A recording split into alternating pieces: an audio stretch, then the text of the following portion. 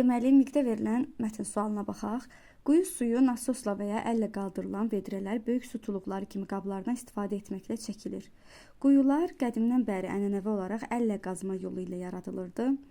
Bu quyular ucuz və aşağı texnologiyalıdır. Sonralar deşilmə yolu ilə tikilən quyular adətən poladdan və ya plastikdən ibarət boru ilə örtülərək su nasosla vurulur. Deşilmə quyular qazılma quyulara nisbətən daha böyük dərinliklərdən su əldə edə bilirdi.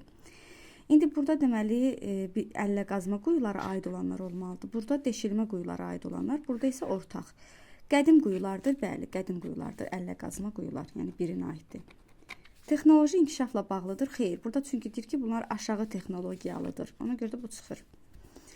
Yerin daha dərin qatlarına su çıxara bilir. Bəli, çünki deyir ki, deşilmə quyular qazılma quyulara nisbətən daha böyük dərinliklərdən su əldə edə bilirdi. Deməli, 5-də düzdür. Tikilməsi ucuz başa gəlir. Xeyr, tikilməsi, yəni bunun ucuz başa gəlirdi də əllə qazılan quyuların.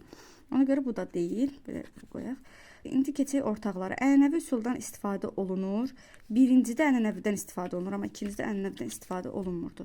Torpağın dərinliyindən su əldə etmək məqsədi daşıyır. Bəli, bu hər ikisi torpağın dərinliyindən su əldə etmək məqsədi daşıyırdı. Ona görə bu ortaqdır. 1, 4, 5 olacaq cavabımız.